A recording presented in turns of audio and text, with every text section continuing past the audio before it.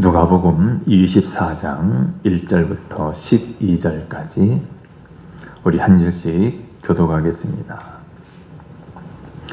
안식 후 첫날 새벽에 이 여자들이 그 준비한 향품을 가지고 무덤에 가서 우리 무덤에서 옮겨진 것을 보고 들어가니 주 예수의 시체가 보이지 아니하더라. 이로 인하여 근심할 때에 문득 찬란한 옷을 입은 두 사람이 곁에 서는지라. 여자들이 두려워 얼굴을 땅에 대니 두 사람이 이르되 어찌하여 살아있는 자를 죽은 자 가운데서 찾느냐. 여기 계시지 않고 살아나셨느니라. 갈릴리에 계실 때에 너희에게 어떻게 말씀하셨는지를 기억하라. 이르시기를 인자가 죄인의 손에 넘겨져 십자가에 못 박히고 제3일에 다시 살아나야 하리라 하셨느니라 한데 그들이 예수의 말씀을 기억하고 무덤에서 돌아가 이 모든 것을 11사도와 다른 모든 이에게 알리니 이 여자들은 막달라 마리아와 요한나와 야고보의 부친 마리아라. 또 그들과 함께한 다른 여자들도 이것을 사도들에게 알리니라. 사도들은 그들의 말이 허탄한 듯이 들려 믿지 아니하나 베드로는 일어나 무덤에 달려가서 구부려 들여다보니 세마포나 눈인지라. 그 된 일을 놀랍게 여기며 집으로 돌아갑니다. 아멘. 우리는 매 주일마다 사도신경을 통해서 예수님에 대해 고백합니다. 십자가에 못 박혀 죽으시고 장사한 지 사흘 만에 죽은 자 가운데서 다시 살아나셨다라고 우리 입술로 또 마음으로 믿고 고백합니다. 자, 예수님께서 사흘 만에 죽은 자 가운데서 다시 살아나셨다라는 이 고백에는 어떠한 타협도 있을 수가 없습니다. 이것은 비교할 수 없으리만큼 위대한 역사적인 사실이든가 아니면 역사상 가장 큰 사기이든가 둘 중에 하나입니다. 자, 역사적으로 보면 여러 가지 반론을 제기하면서 예수님의 부활을 부정하는 사람들이 있었습니다. 예수님의 부활은 말도 안 된다. 거짓된 것이다. 그들 나름대로 여러 가지 논리를 펴니다. 그 중에 하나가 뭐냐면 바로 기절설입니다. 예수님께서 십자가에서 죽은 것이 아니고 일시적으로 기절했을 뿐인데 이것을 죽은 줄 알고 장사 지냈고 정신이 되돌아와 살아났다라는 것이죠. 즉 기절을 해서 의식을 잃었다가 서늘한 무덤 속에 눕혀졌을 때 다시 정신을 차리게 되고 어떻게 해서 도망갔다라는 말입니다. 하지만 여기에는 상당한 의문점들이 많습니다. 예수님은 자기 십자가를 갈보리까지 메고 갈 수 없으리만큼 매를 많이 맞았고 몸이 많이 상했습니다. 더욱이 십자가상에서 예수님께서 죽은 것을 확인하는 창을 옆구리에 찔렀습니다. 그때 예수님의 몸에서 물과 피가 쏟아져 나왔다라고 생생히 기록하고 있습니다. 과연 이렇게 하고도 되살아날 수 있었다라고 생각하는 것은 잘못되어도 한참 잘못된 것입니다. 서로 그렇다고 하더라도 물과 피를 다 쏟으신 예수님께서 어떻게 그 무덤 입구를 막고 있는 무거운 돌을 굴려낼 수 있으며 또 무덤을 지키고 있는 로마 군병들의 그 경비병들의 감시를 어떻게 따돌릴 수 있었겠습니까? 그러므로 이 기절설은 맞지 않는 말입니다. 두 번째로 사람들은 어떻게 예수님의 부활을 부정하는가? 무덤 착각설입니다. 여자들이 새벽 미명에 예수님 무덤을 찾아간다고 했는데 그들이 다른 빈 무덤을 보고서 예수님이 부활했다라고 오해했다는 거죠. 그러나 여러분 예수님께서 묻히실 때에 예수님 무덤을 찾아갔던 여인들, 그들은 예수님의 무덤을 분명히 확인했었습니다. 안식일이 시작되기 전에 장례를 마쳐야 했기 때문에 급히 서두르다 보니까 예수님의 시신에 향유를 바르지 못했습니다. 그래서 안식일이 끝나고 꼭 다시 와서 향유를 바르려고 그 무덤의 위치를 분명히 확인하고 돌아가셨습니다.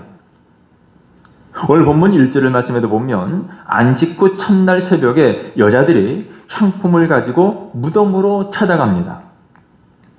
자, 마가복음을 보면 이때를 좀 더 자세하게 표현을 하고 있는데 해 돋을 때라고 기록을 합니다. 마가복음 16장 2절에 말씀합니다. 안식 후 첫날 매우 일찍이 해 돋을 때에 그 무덤으로 가며 그랬죠. 해 돋을 때라고 표현한 것은 여인들이 무덤을 찾아갈 때 결코 길을 못 찾을 정도로 어둡지 않았다라는 뜻입니다. 그리고 그들은 무덤 문이 큰 돌로 막히는 것까지 확인하고 돌아가셨습니다. 16장 3절에 보면 이렇게 말합니다. 서로 말하되 누가 우리를 위하여 무덤 문에서 돌을 굴려주리요? 그랬어요. 안식이 지나서 우리가 다시 찾아와야 되는데 그때 다시 찾아올 때에 저 무거운 돌문을 누가 우리를 위해서 굴려줄까? 그렇게 하면서 그들은 큰 돌로 막히는 것까지 확인했었습니다. 이것은 그들이 무덤의 위치를 정확히 알고 있었고 또 그 무덤의 상태와 모양까지도 정확히 인지하고 있었다라는 말입니다. 그리고 어떻게 여러 사람들이 한꺼번에 착각을 할 수 있겠습니까? 오늘 본문 10절에 보면 이렇게 말씀합니다. 이 여자들은 막달라 마리아와 요한나와 야곱의 모친 마리아라 또 그들과 함께한 다른 여자들도 이것을 사도들에게 알리니라. 한두 사람이 아니라 많은 사람들이 예수님의 시신을, 예수님의 무덤을 찾아온 것이죠. 그리고 더 결정적인 증거는 오늘 본문 12절에 있습니다. 12절에 보면 베드로는 일어나 무덤에 달려가서 구부려 들여다보았습니다. 그리고 무엇을 발견했냐면 세마포만 보이더라. 베드로는 예수님의 시신을 감쌌던 세마포만 남겨진 것을 확인했습니다.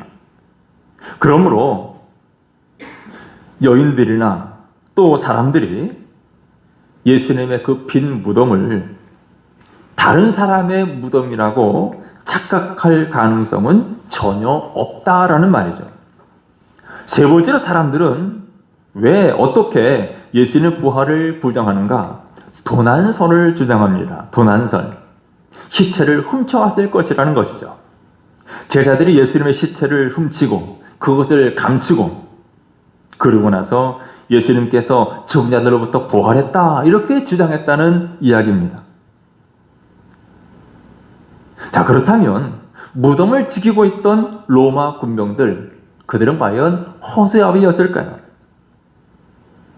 또 한 가지 생각해 보면 십자가 사건 이후에 40여 년 동안 대부분의 사도들은 모두 다 순교했습니다.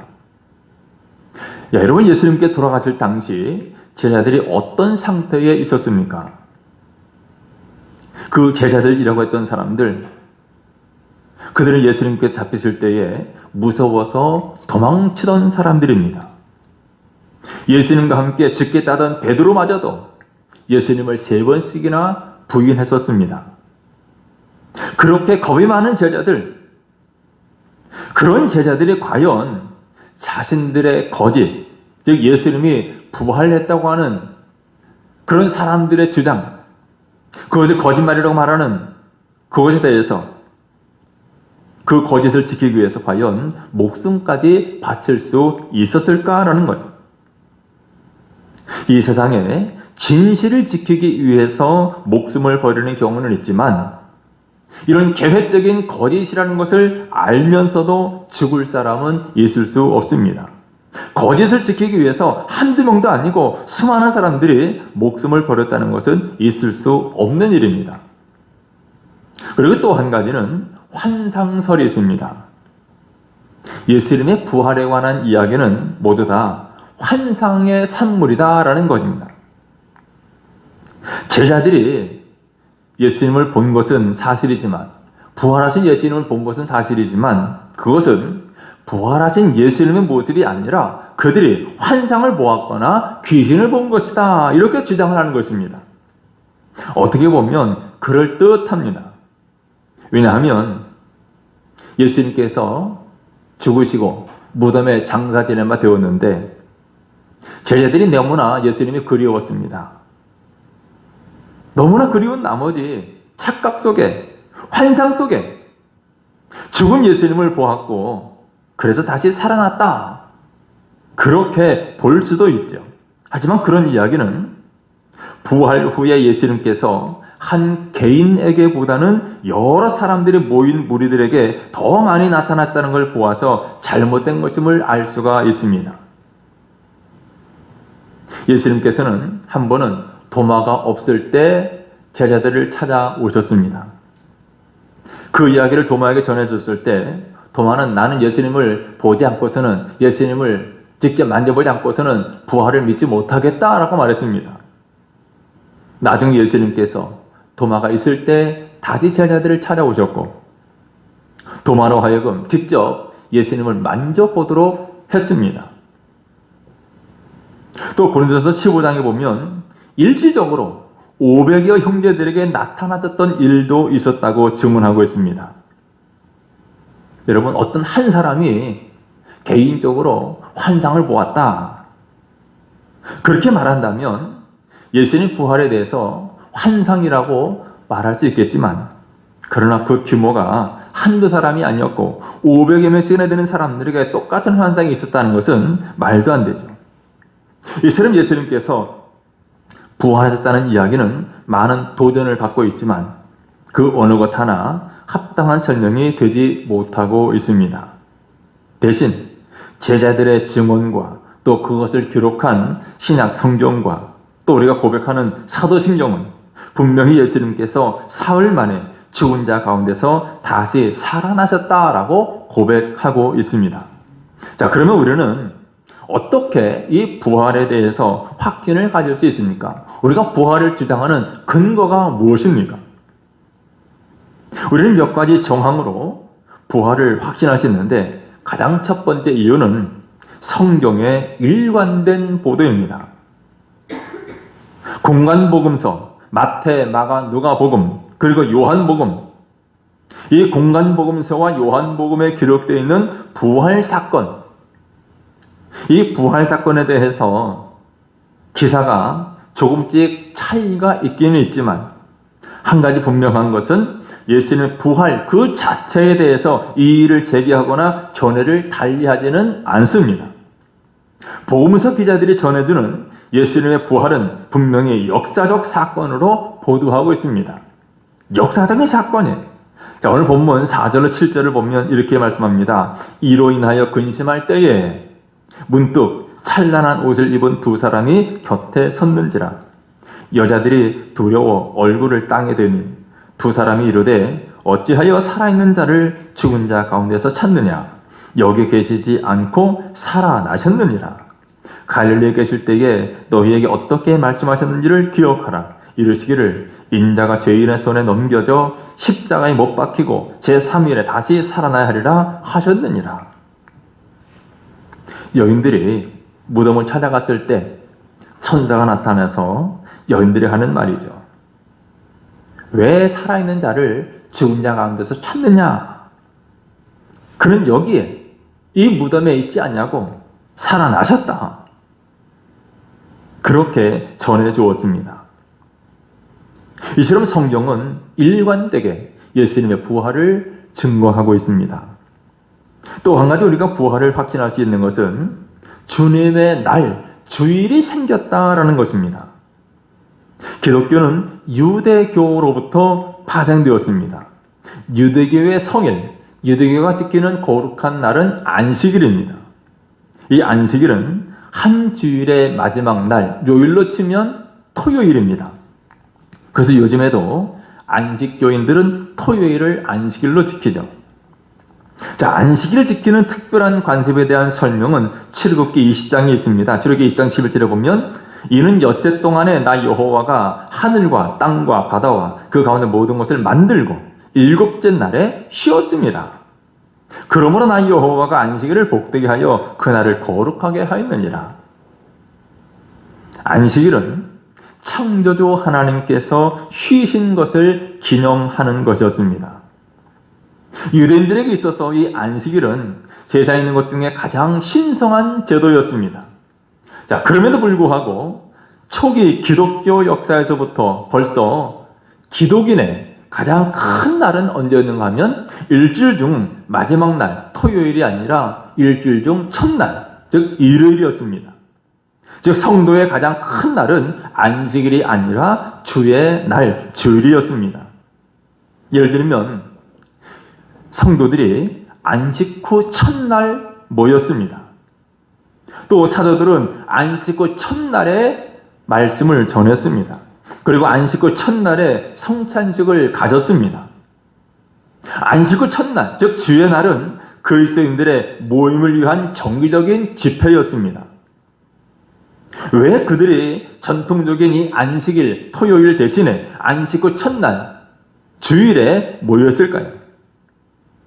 그것은 그들의 삶을 주관해 오던 달력에 급격한 변화가 있었음을 시사해 줍니다. 거룩한 날을 한 주간의 마지막 날인 토요일에서 그 다음 날로 옮긴다는 것은 결코 사소한 일이 아니죠. 하나님의 율법에 지시되었고 또한 조상 대대로 오랫동안 준수되어 온 이 안식일의 날짜를 바꿨다는 것은 엄청난 사건이 일어났음을 보여줍니다. 그 엄청난 사건이 무엇입니까? 바로 예수님의 부활입니다. 예수님의 부활이 안식 후 첫날이었음을 밝혀주는 증거입니다. 그래서 안식일도 중요하지만 우리에게 영원한 생명 주신 예수님의 부활의 날이 더욱 소중하기 때문에 자연스럽게 안식일이 아니라 안식 후 첫날, 예수님의 부활의 날, 그래서 우리는 그날을 가르쳐서 주의 날이라고 부르고 주일을 지키고 있는 거죠. 그리고 세 번째 우리가 부활을 확신하는 것은 교회가 생겨난 것입니다. 예수님의 십자가의 죽음 이후에 좌절한 제자들은 각기 제 길로 갔습니다.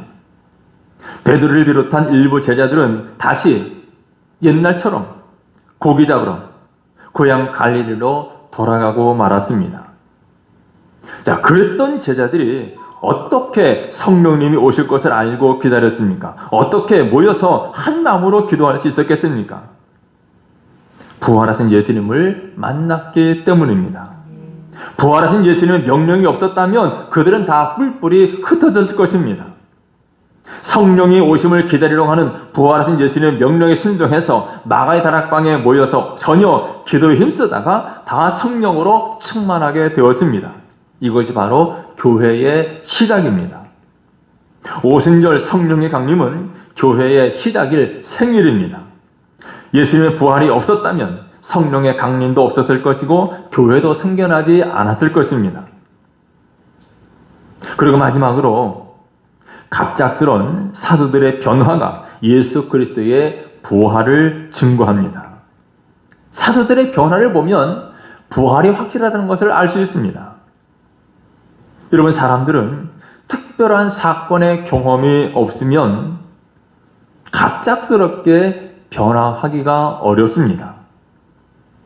사실 베드로가 처음 무덤을 찾아갔을 때 앞서 말씀드린 대로 그런 빈 무덤에서 예수님의 시신을 감쌌던 세마포가 놓여있는 것을 눈으로 확인했습니다. 이처럼 빈 무덤과 세마포를 보았다면 정말 예수님이 부활했구나 하고 고함을 치고 달려와야 할 텐데 베드로는 그것을 보고서 참 이상한 일이다, 귀한 일이다 그렇게 생각하면서 어디로 갔냐면 집으로 돌아갔습니다. 베드로는 이미 비어있는 무덤을 보고도 어떤 일이 일어났는지 정확히 깨닫지를 못하고 있었습니다. 그래서 그는 집으로 돌아가 옛날처럼 고기를 잡았습니다. 그런데 그랬던 그가 갑자기 달라집니다. 어떻게 달라졌습니까? 베드로와 사도들이 사도행전 2장 30절 이하에 보면 오순절날 성령을 받은 후에 그들은 증거합니다. 뭐라고 증거하냐면 이 예수를 하나님이 살리신지라 우리가 다 이 일의 증인이로다. 그 전까지 비겁장이었던 제자들, 그들은 오순절날 성령을 받고 그들은 예수님을 증거합니다. 하나님이 예수를 살리셨다고. 또 사도행전 3장에 보면 베드로 요한이 성전을 가다가 남에서부터 안진병이 된 자를 고쳐줍니다. 그 후에 모인 무리들에게 이런 말을 전합니다. 너희가 거룩하고 의로운 일을 거부하고 도리어 살인한 사람을 놓아주기를 구하여 생명의 주를 죽였도다. 그러나 하나님이 죽은 자 가운데서 그를 살리셨으니 우리가 이 일의 증인이니라. 베드로는 담대하게 예수님이 다시 살아나셨다고, 우리가 그 증인이라고 말하고 있습니다. 어떻게 이런 변화가 일어났습니까? 어떻게 예수님을 알지 못한다고 부인했던 겁장이 베드로가 죽기까지 충성하리라고 마음먹는 이런 사도가 될 수 있었습니까? 여기에는 다만 한 가지 설명만이 가능합니다. 그것은 그가 예수님의 부활을 목격했고 예수님의 부활에 대해서 조금도 의심하지 않았기 때문입니다. 다른 제자들도 마찬가지입니다. 부활을 경험한 제자들은 이후에 40여 년 동안 부활의 복음을 증거하다가 대부분 순교했습니다. 부활하신 예수님을 만나지 못했다면 어떻게 이런 변화가 한순간에 그것도 동시에 일어날 수 있었겠습니까? 여러분, 성경의 여러 증언들을 고려할 때 예수님의 부활은 단순한 상징이 아니라 역사적인 사건인 것을 알 수가 있습니다.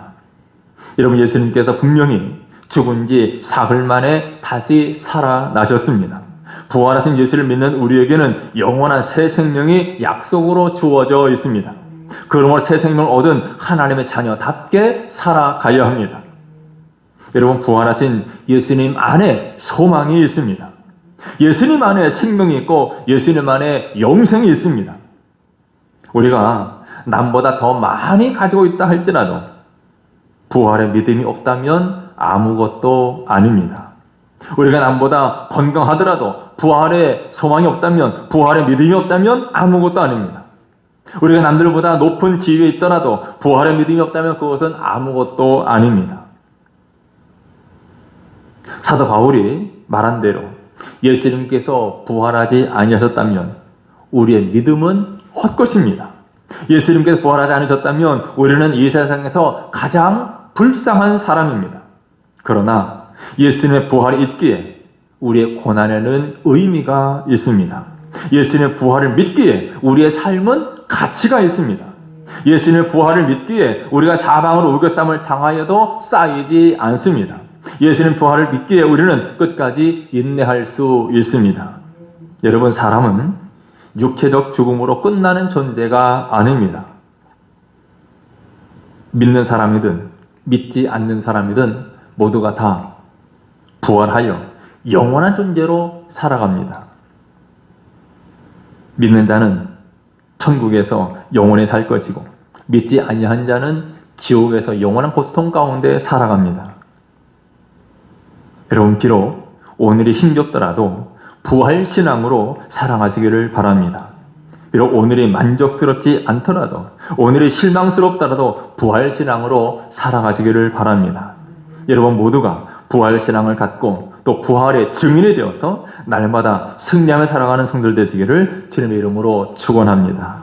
기도하겠습니다.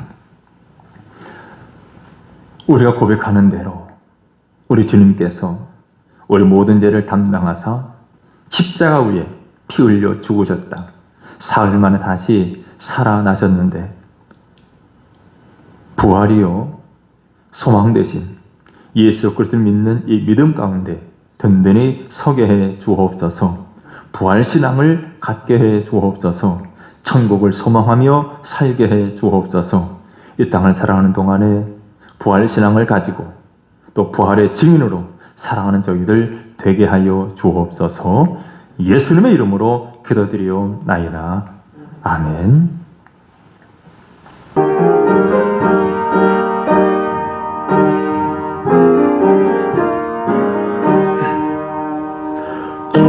주님께 영광, 다시 사신 주, 사망 권세 모두 이기시었네.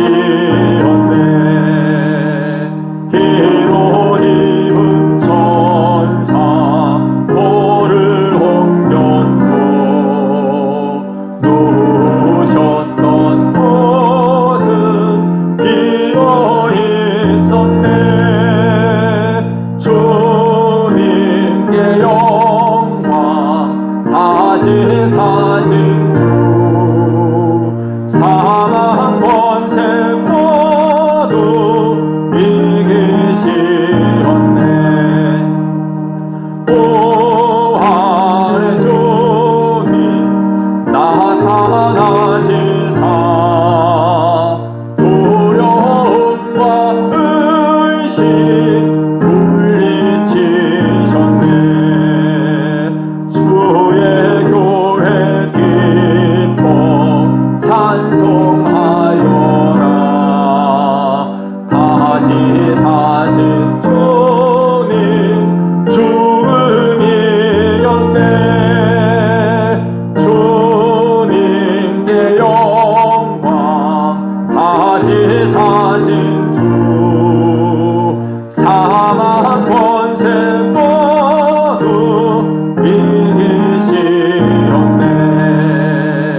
생명의 임금 영광의 주님, 주님 없는 삶은 헛될 뿐이라.